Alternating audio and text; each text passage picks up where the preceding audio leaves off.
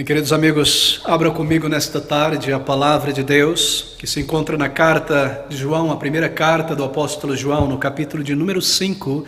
Nós leremos este versículo de número 20. 1 João, capítulo de número 5, versículo de número 20, estas palavras. E sabemos que já o Filho de Deus é vindo e nos deu entendimento para conhecermos ao verdadeiro. E no que é verdadeiro estamos, isto é, em Jesus Cristo, seu Filho. Este, Jesus Cristo, é o verdadeiro Deus e a vida eterna. Bem, o título de nossa mensagem nesta tarde é a verdade e os fatos sobre a vida. E a palavra que se destaca aqui neste versículo de número 20 é a palavra verdade ou verdadeiro. Aparece 3 vezes em um único mesmo versículo. Verdade, verdadeiro, significa aquilo que é genuíno, aquilo que é real em oposição àquilo que é falso. Bem, nos é dito aqui neste versículo que Deus, Ele é verdadeiro não menos do que 3 vezes aqui. O que significa dizer, amigos, que Deus Ele é real. Deus não é um mito, Deus não é uma ilusão, Deus não é uma fantasia, declara o apóstolo João aqui. Ele não é uma ilusão da mente humana, da literatura humana. Deus é real, porque nós estamos falando sobre Deus, a primeira causa de todas as coisas. Deus, a causa não causada. Bem, muito tem sido dito a respeito da origem, não é, da causa da origem ou do universo.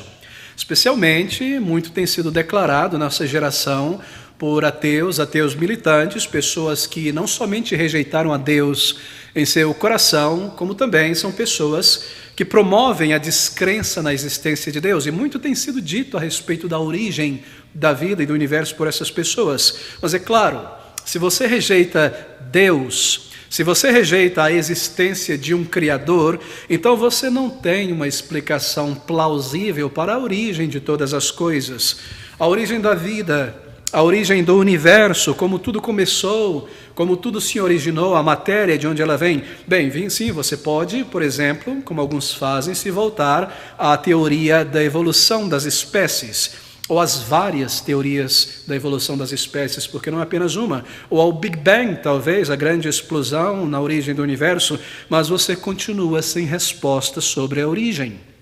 Você continua sem resposta sobre a origem da matéria. O Big Bang, ele presume a matéria, sua existência para a explosão, mas ele não responde sobre a origem da matéria e do universo.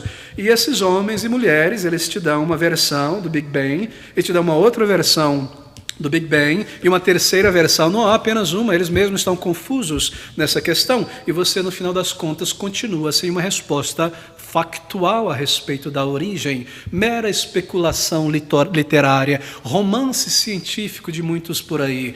E hoje em dia, os ateus, aqueles cientistas, artistas, etc., adeptos da teoria da evolução, eles falam sobre a existência de múltiplos universos, não é? Que, por exemplo, deve haver, especulando, bilhões de planetas, centenas de milhares de planetas Terra como o nosso, em várias galáxias e sistemas espalhados por este vasto universo.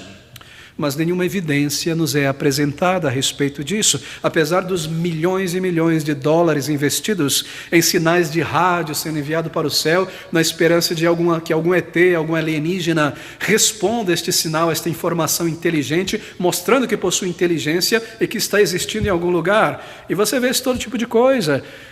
Você vê tantos milhões investidos em coisas como essa, e você crê em algo do tipo, mas você tem zero evidência, senão apenas especulação, uma teoria a respeito destas coisas. Você pensa sobre uma área do conhecimento científico, outra área, na verdade, a antropologia física, e ali nos é dito que há tantas e tantas provas para a evolução do ser humano, não é? O seu desenvolvimento físico, desde os anfíbios, desde aquela célula primordial, não é? Saindo para a terra, respirando, se tornando homem, etc, etc. E quando você começa a pesquisar a respeito dessas coisas, o que você encontra? Nada. um dente aqui, um suposto link acolá, mas que não é link coisa nenhuma, e a farsa dos supostos restos arqueológicos que tantos e tantos antropólogos, ao longo dos séculos têm forjado para desenvolver, ou melhor, para projetar uma carreira como grande antropólogo, grande cientista natural. E a trapaça que existe não é em muitos meios acadêmicos em busca de nome, de prestígio, forjando evidências e coisas desse tipo. Agora, queridos amigos, quando você lê e pensa sobre isso, soa bastante irônico, não é? Soa bastante irônico ouvir de muitos ateus o argumento de que a fé cristã, a fé em um Deus pessoal, na palavra de Deus, onde ele fala, a fé em Deus é um salto, eles dizem, no escuro. Crer em Deus, eles dizem, é fechar os olhos, é um salto no escuro, você não sabe. Crer em Deus, dizem ele, é crer em algo que você não possui evidências. Não é irônico que para você crer em Deus, eles dizem, você precisa de uma fé cega? Não é irônico ouvir isso sendo promovido pela campanha do ateísmo, porque ali estão aqueles homens e mulheres ateus crendo em coisas para as quais eles não possuem evidência. A teoria de um universo imenso, complexo e majestoso, tão ordenado, tão belo, tão intrincado, cheio de design e funcionalidade em todas as partes, que veio do nada, da mera chance. Um universo onde é um planeta Terra habitado por seres complexos em sua constituição, e eles dizem que tudo isso surgiu do nada, da mera chance, do mero acaso, do nada, do puro cego acaso, numa explosão, no Big Bang, como uma mágica, todas as coisas complexas diante de nós. Não é uma piada ouvir pensar sobre isso? Bem, você precisa de muito mais fé, de muita mais crença para ser um ateu do que ser um crente em Deus, um crente na palavra de Deus. Porque para você crer, observe para você crer que todas as coisas, ou melhor dizendo, que o nada, do nada, trouxe à existência todas as coisas, você precisa de muita fé, não é verdade? Uma crença forte realmente para crer que o nada do nada trouxe à existência tudo que há em nossa volta. Agora, para crer que um Deus inteligente criou um mundo inteligente e colocou um homem inteligente neste mundo para estudar e conhecer este mundo e reconhecer essa inteligência, e reconhecer que há um Deus criador, você não precisa de muita fé, você tem evidências na criação, você tem esse design inteligente em todas as coisas, você tem essa complexidade irredutível que os seres precisaram ser criados por inteiro, como estão para existirem, que é impossível a teoria da evolução, que certas partes do corpo, sistemas e membros pudessem evoluir de alguma forma, tendo surgido do nada, o acaso, criar qualquer coisa, para crer nessa ordem, nessa complexidade, que tudo isso saiu ou surgiu da mera chance. Bem, no final das contas, você precisa de fé, e no final das contas, querido amigo, ateísmo é uma fé. Ateísmo é uma religião, só que ateísmo é uma fé cega.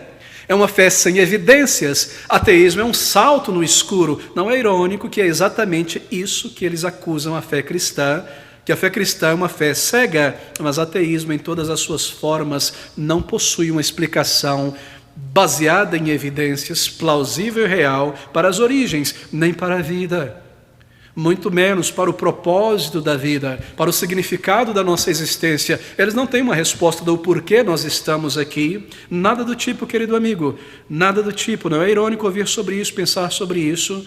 O ateísmo não tem uma resposta sobre o futuro, nem sobre a eternidade, nem sobre o propósito da tua e da minha existência neste mundo, porque nós estamos aqui. Tudo mero acaso, e no final, nada mais.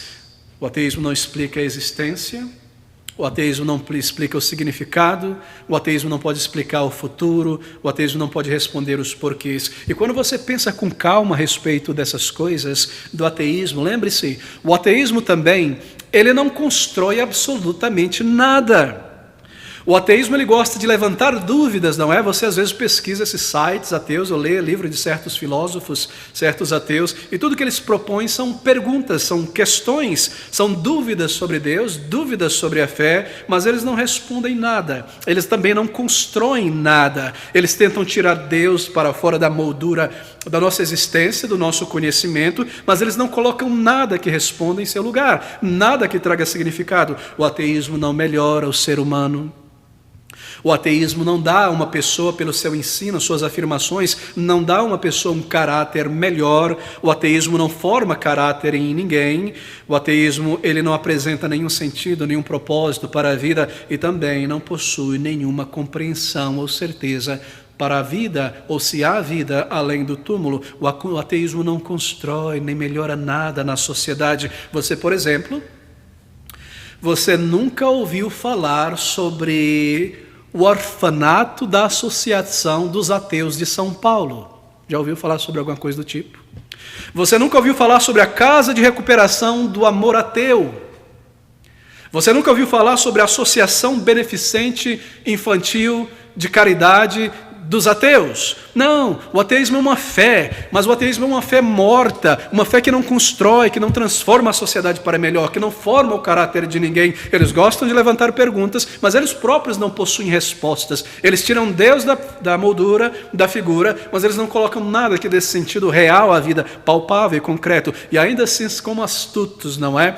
Quão astutos são os ateus? Eles usam de argumentos para os quais eles não possuem nenhuma evidência. E as pessoas são enganadas por isso, não percebem que o ateísmo é uma fé religiosa militante, combatente, com suas bandeiras, mas uma fé incrivelmente sem evidência, quando comparada, é claro, à fé em Deus e em sua palavra, a Bíblia. E você observa hoje em dia, permita-me delongar um pouquinho mais neste ponto, não é o nosso tema, mas você observa em nossos dias a campanha de fé do ateísmo em toda parte no Brasil, nas novelas, nas músicas, nos canais de televisão, no teatro, em toda parte, em todo lugar, nas escolas, nas faculdades, e é promovida na televisão, no rádio, nos livros, na educação primária, secundária, e as pessoas ouvem isso. E são levadas a crer que aquilo que lhes é ensinado é verdade, quando o fato é que o outro lado da moeda nunca lhes foi mostrado, foi empurrado de lado pela campanha militante do ateísmo. Meus amigos, esse não é o nosso tema nesta tarde. O nosso tema está aqui neste versículo de número 20 do capítulo 5 de 1 João. Observe essas palavras, são tão profundas. É sobre a fé em Deus e a fé em sua palavra, mas uma fé, que é baseada em evidências, porque a fé, observe você, a fé precisa raciocinar para crer. Observe essas palavras.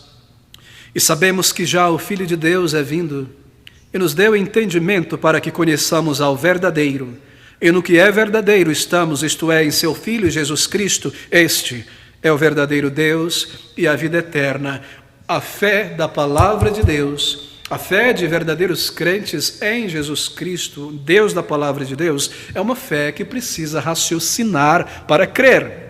Para uma pessoa vir à fé em Jesus Cristo, a fé em Deus, o Deus da Bíblia, não os deuses com D minúsculo, mitos do panteão da imaginação humana, mas este Deus que se revela e que fala e que criou o ser humano e os céus e a terra. Para uma pessoa vir à fé em Deus, a fé em Jesus Cristo, ela primeiro precisa compreender a mensagem do Senhor Jesus Cristo.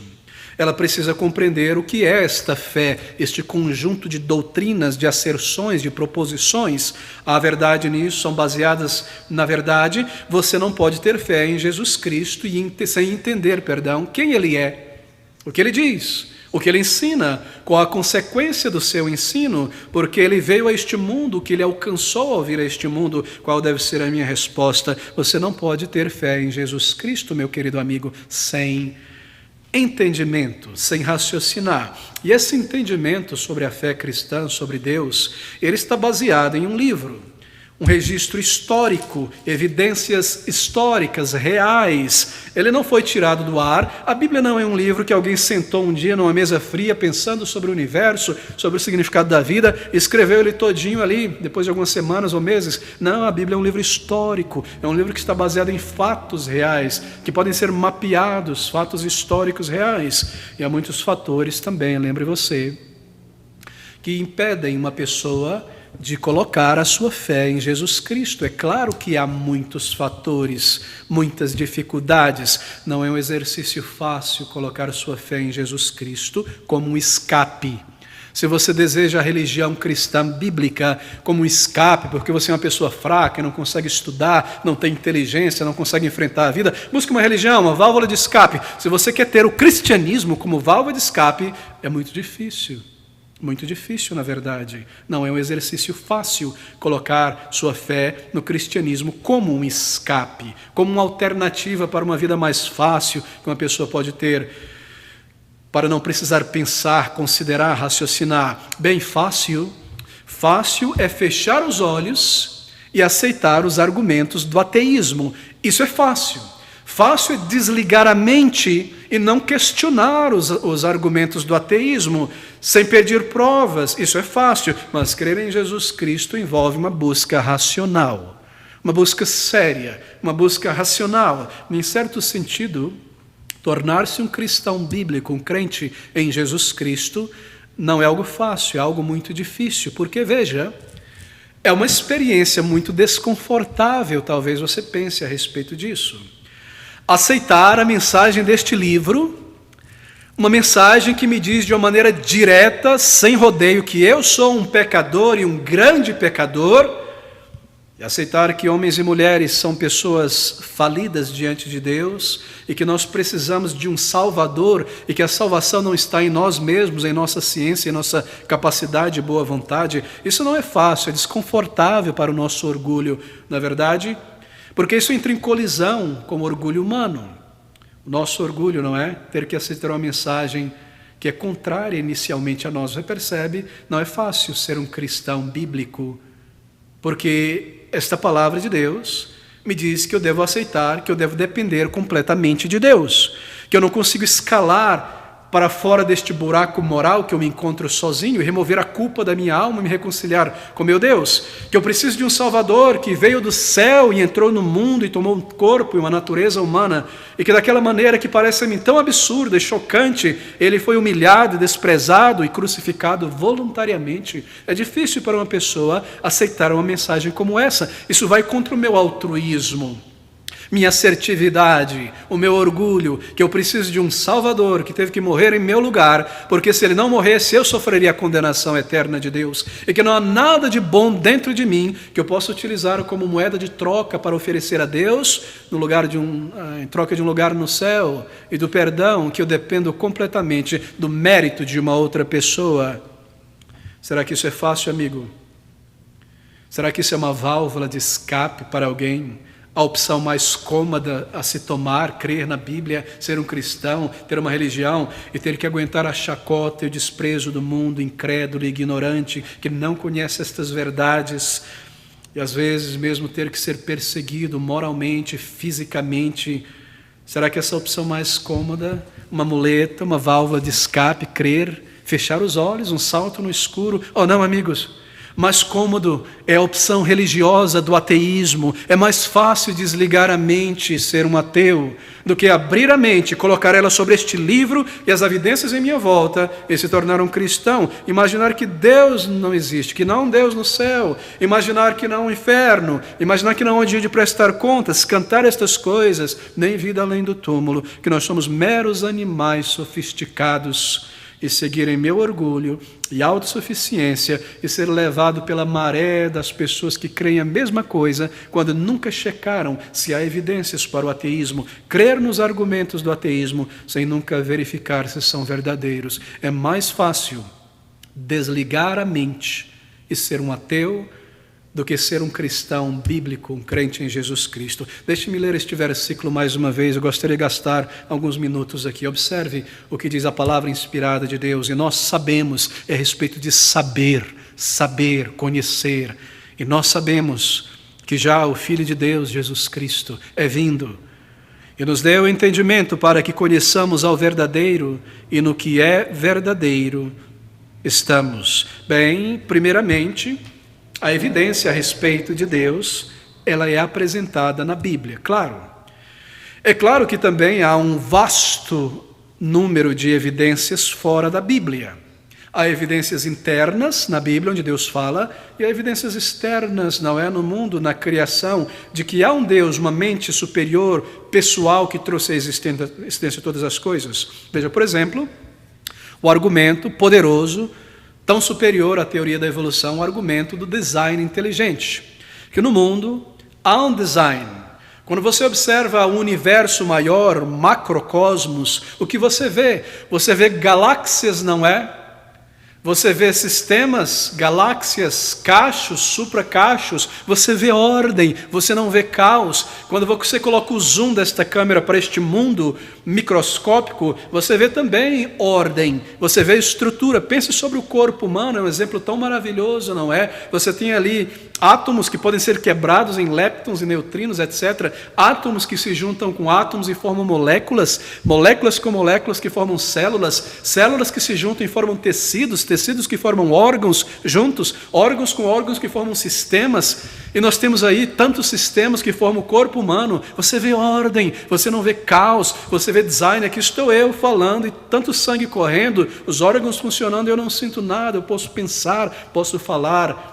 Não é tremendo pensar sobre isso? Você não vê caos, desordem, o resultado de uma explosão, pedaços, tiras. Você vê ordem.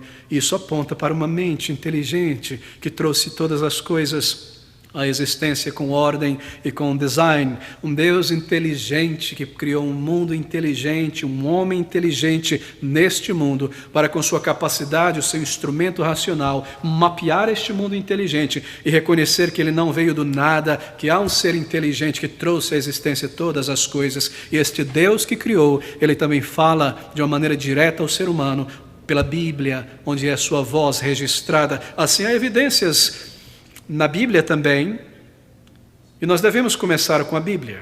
Bem, às vezes as pessoas perguntam, pastor, por que a Bíblia? Por que ter que depender de um livro para conhecer Deus? Deus é muito maior do que um livro, não é? Claro.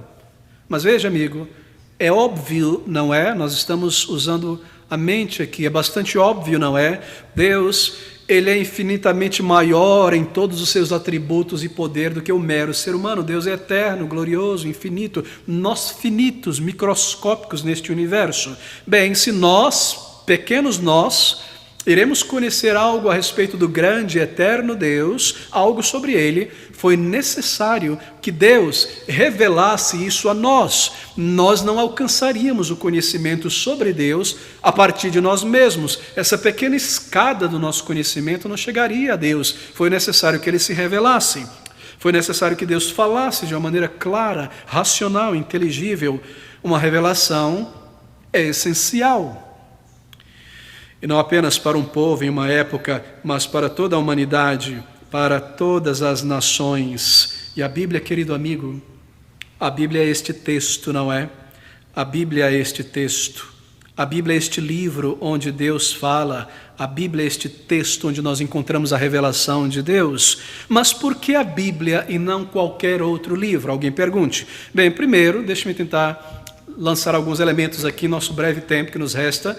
A Bíblia é o texto monoteísta mais antigo em toda a história da humanidade. Sim, certamente antes da Bíblia ter sido registrada, havia ideias sobre deuses, suposições, como na Ilíada, Homero e tantos outros, supondo, mas uma multiplicidade de deuses em certos sentidos. A Bíblia é o único texto organizado, sistemático, complexo, assim por dizer, e claro, que representa um único Deus supremo. Por isso a Bíblia. Segundo, a Bíblia revela uma religião histórica, como eu mencionei no início. Não é como, por exemplo, o livro de certas religiões, o evangelho de certos grupos, que alguém recebeu uma orientação e escreveu, como, por exemplo, o Alcorão dos muçulmanos, que nos é dito que Maomé, Muhammad, ele recebeu toda a revelação dentro de uma caverna de uma vez por todas.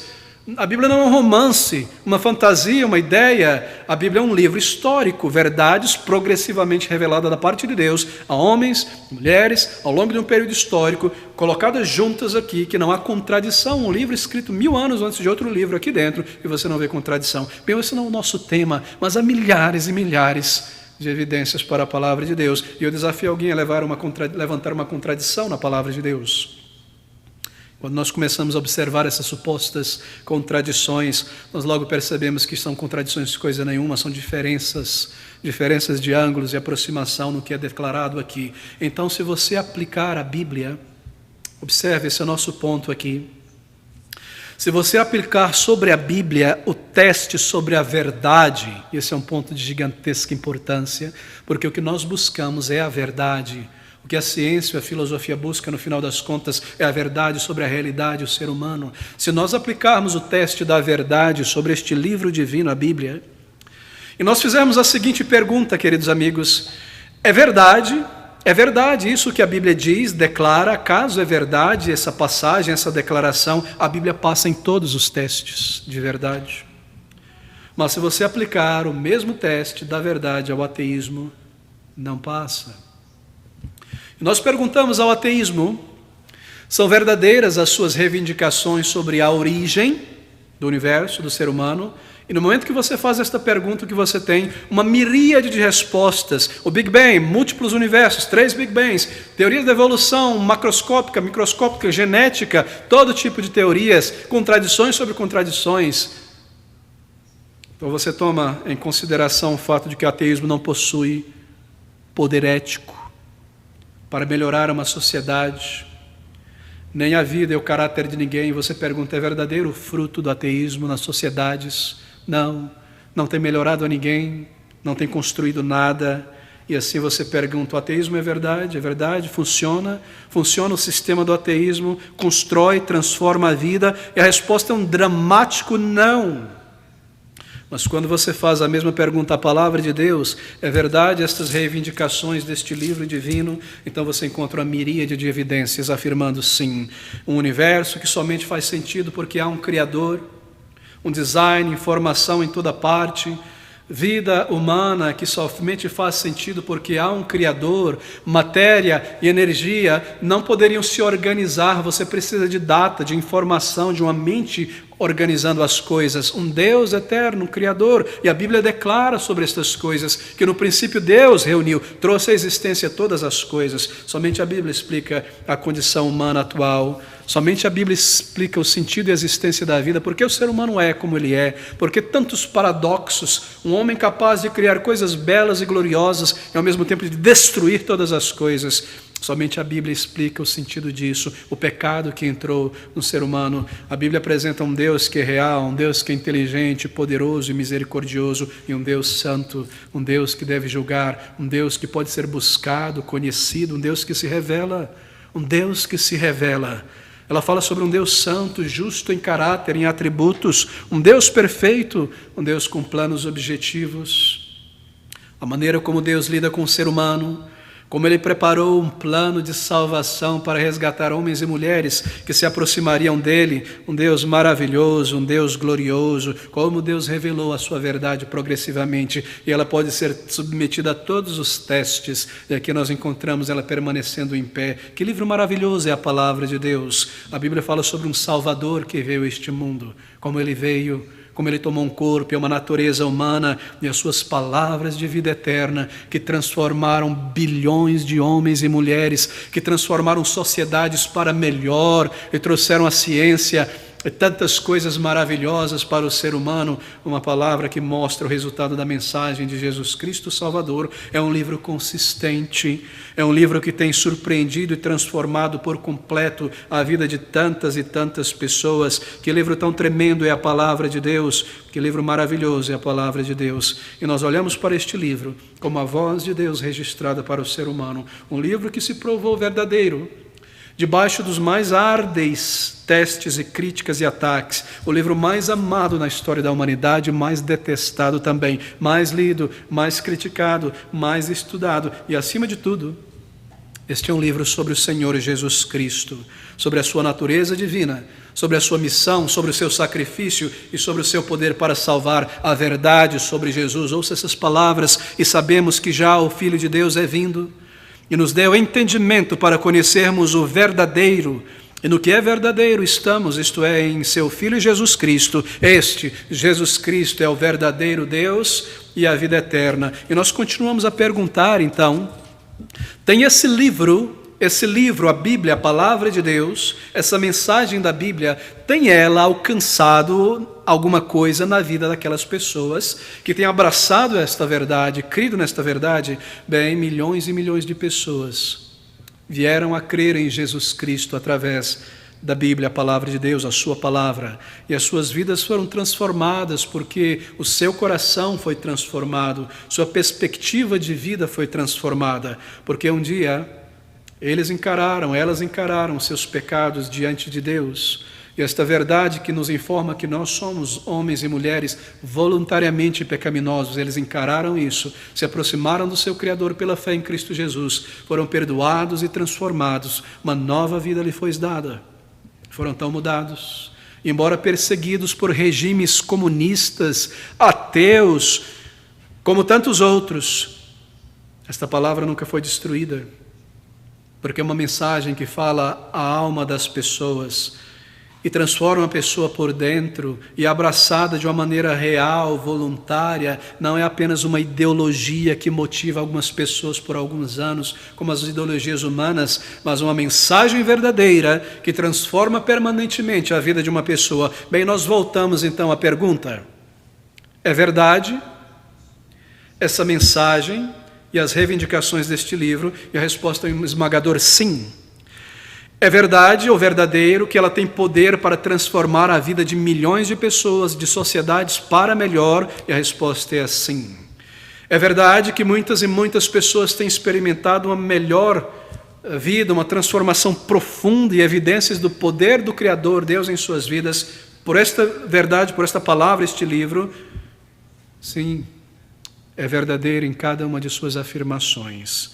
Queridos amigos, essa não é uma fé teórica ou ideológica. Essa mensagem fala sobre um relacionamento com Deus, o Deus verdadeiro, o Criador dos céus e da terra. Não é um livro frio com uma mensagem ideológica, passageira, teórica. É verdade.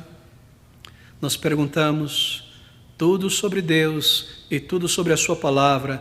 Tudo que esse livro nos informa sobre o Salvador é verdade, tudo que ele diz sobre a eternidade, o final de nossos dias de uma pessoa é verdadeira, sobre o destino eterno de uma pessoa que rejeita Deus, também ela fala a verdade. Você coloca de lado esta grande pergunta, e então você coloca de lado também a busca pela resposta: é verdadeiro? O que é a verdade? É verdadeira a mensagem da Bíblia, da palavra de Deus? É verdade o que ela diz sobre o Salvador, sobre o perdão de pecados? É verdade que pessoas são transformadas e preenchidas por Cristo Jesus? Você coloca de lado esta pergunta e coloca de lado a busca pela resposta. Então o que você tem?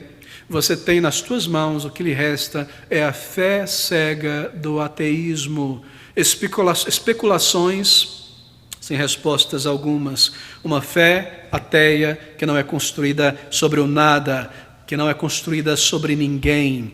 O que você tem em mãos é isso, querido amigo, uma fé que não é depositada em evidências. Você coloca de lado a mensagem da palavra de Deus, a Bíblia, e você se torna uma pessoa endurecida, presa em teus pecados, presa em tuas inclinações, aquelas que você detesta tanto e quer se livrar delas e não consegue. Você coloca de lado a palavra de Deus, e tudo que lhe resta é o materialismo.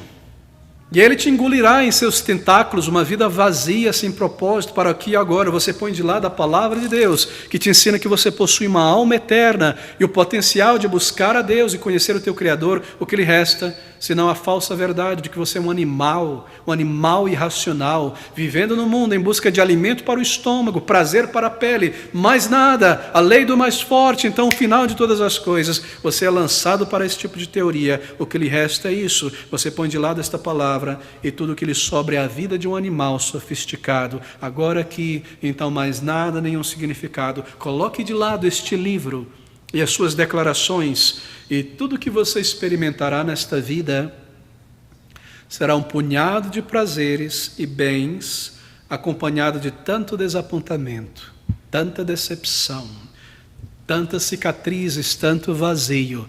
Ponha de lado este livro que fala sobre o propósito e o significado da vida, e você não tem nada em tuas mãos, senão fatalidade e dúvidas sobre o futuro e mais nada, e terá que se esconder desta grande pergunta em tua consciência sobre a verdade e viver como se não houvesse sentido algum sobre as coisas, sobre a vida.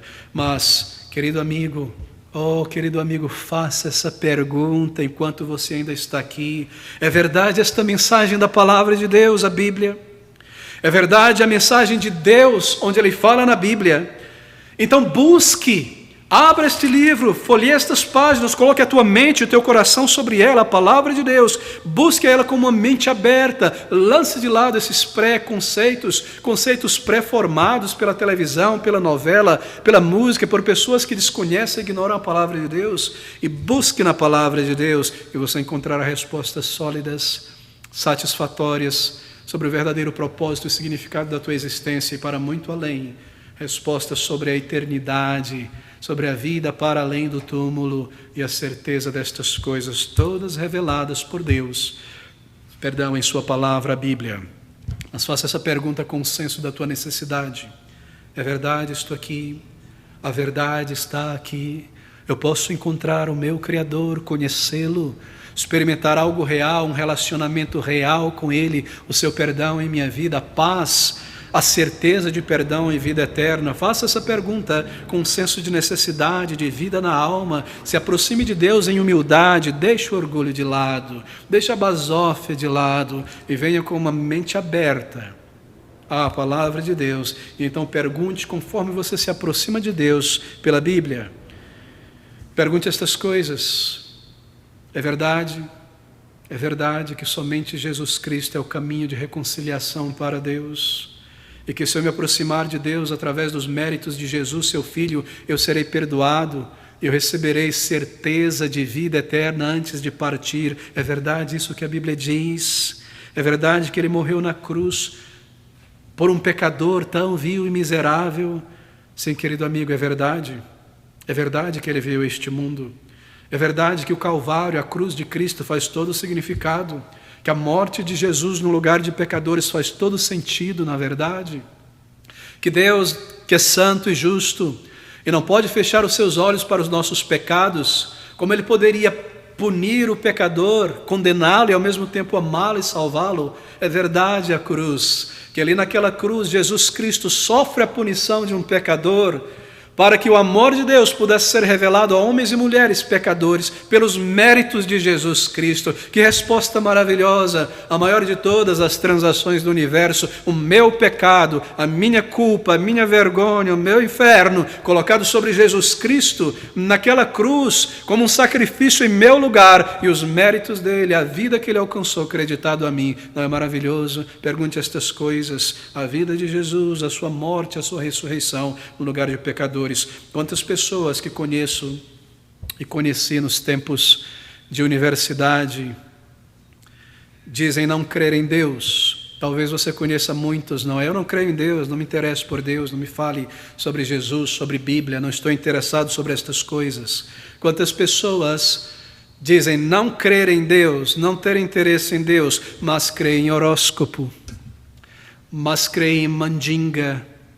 São clientes de João de Deus lá em Abadia de Goiânia. Eu conhecia muitos. Quantos juízes, quantos líderes políticos, cientistas, músicos dizem não crer em Deus, mas carregam suas mandigas no corpo, vão a um templo em busca de um passe, usam mandingas de todos os tipos. Na verdade, amigos, não existem ateus, não é verdade?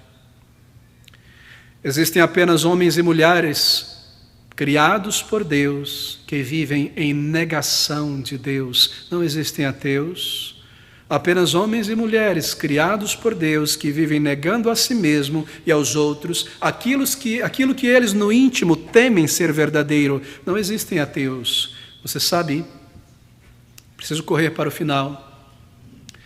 É muito, muito instrutivo ler o registro das últimas palavras pronunciadas por grandes homens e mulheres da história da humanidade. São muito reveladoras as últimas palavras de alguém que está a ponto de morrer. E há muitos registros, não é? De pessoas famosas, homens de ciência, política, arte, música, filântropos, que no seu leito de morte tiveram suas palavras registradas ou pouco antes da sua morte. É muito instrutivo ler a respeito dessas últimas palavras. Aqui está o registro, eu vou lhe dar. O registro histórico das últimas palavras no leito de morte de alguns homens e mulheres que diziam descrer em Deus. Augusto César, imperador romano, ano 14 do primeiro século. Ele perguntou aos seus amigos no leito de morte, está registrado, não sou eu que estou criando estas coisas. Você pode fazer a sua pesquisa, há fontes primárias, secundárias, terciárias sobre isso. Augusto César, no seu leito de morte, disse aos seus amigos: a vida é uma farsa. Vocês creem que eu performei bem minha parte? Uma declaração de vazio e de falta de significado existencial. Filipe II, rei da França, século XVI. Minha prestação de contas a Deus será imensa, como gostaria de ter vivido de uma maneira diferente da que vivi. Uma declaração de remorso, uma declaração de culpa. Hector Berlioz, grande compositor romântico francês do século XIX, ele disse: a vida é um conto cheio de barulho e fúria, mas sem significado algum.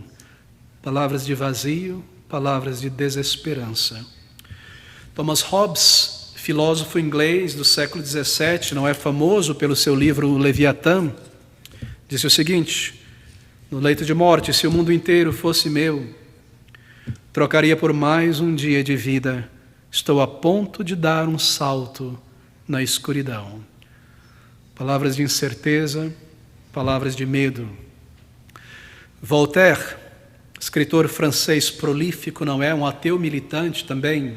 Seu médico foi quem registrou as últimas horas do seu final. Suas palavras no leito de morte, ele diz ao seu médico: estou abandonado por Deus e pelos homens.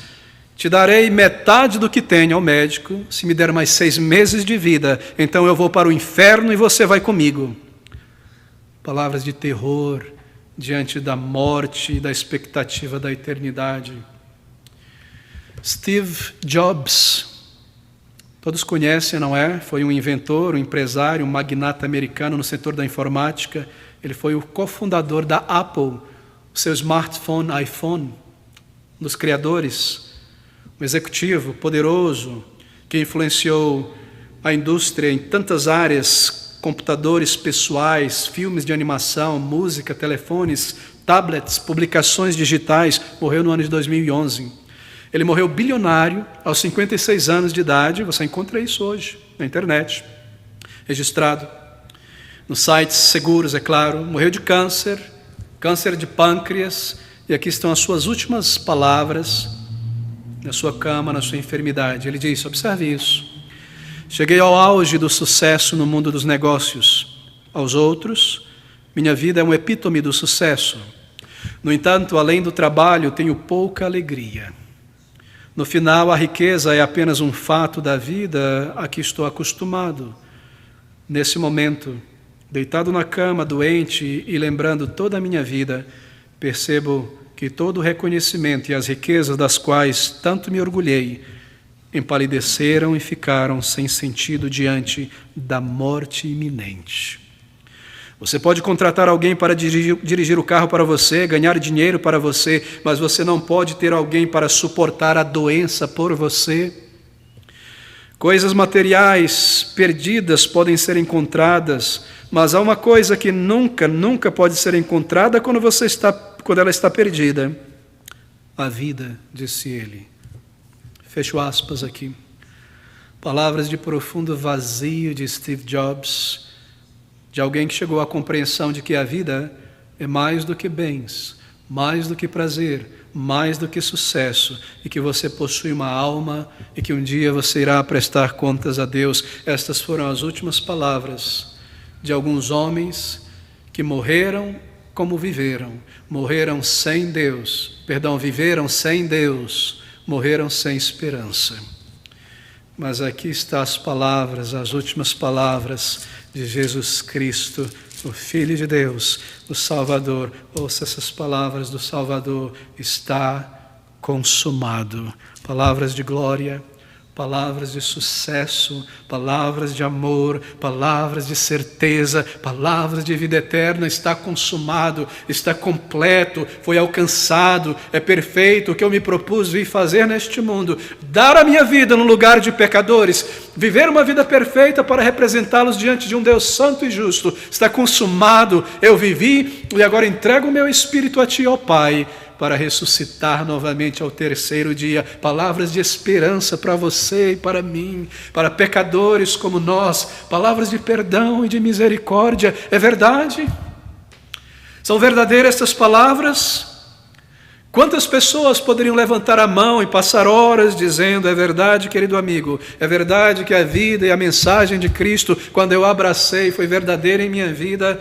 Palavras de vida eterna, palavras, nós poderíamos passar horas lendo as últimas palavras de homens famosos que creram no Salvador e terminaram seus dias, muitas e muitas horas, contando a história de pessoas ordinárias como eu e tantos outros que um dia colocaram a sua fé nesta verdade, entregando as suas vidas e experimentando em sua própria realidade o amor e o perdão em Cristo Jesus. É verdade? Você pergunta que se eu responder nesta tarde a palavra de Deus e confessar os meus pecados a Ele, eu serei salvo, eu vou ser transformado, eu vou ser aceito, eu também serei perdoado. É verdade que se eu vir em arrependimento, você pergunta, Ele aceitará o meu arrependimento e me dará perdão, eu vou receber uma nova vida instantaneamente. Sim, você irá.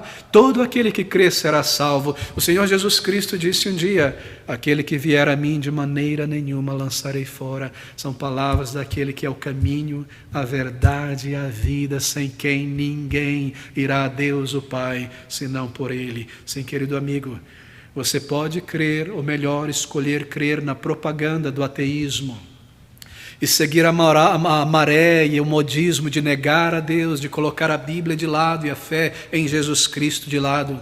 Você pode fechar os olhos e seguir uma religião cega dos misticismos, das liturgias, da mandinga e tantas coisas que não trazem paz ao teu coração nem certeza de vida eterna. Ou você pode abrir os teus olhos pela fé na palavra de Deus, conhecer a verdade de Deus, vir a Ele como um pecador arrependido e viver para Ele. Você pode sim crer na propaganda do ateísmo, colocar Deus de lado, mas o que você terá? Incerteza, somente este mundo e nada mais.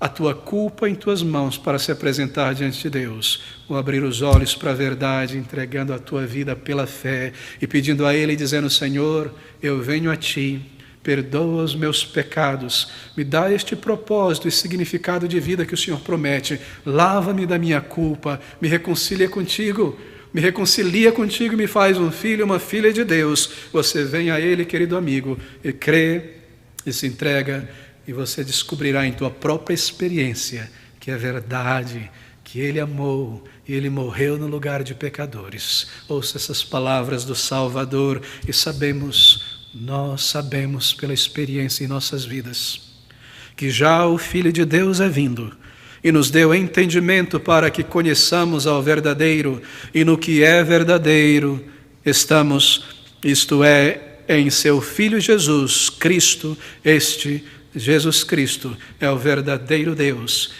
e a vida eterna. Vamos orar juntos.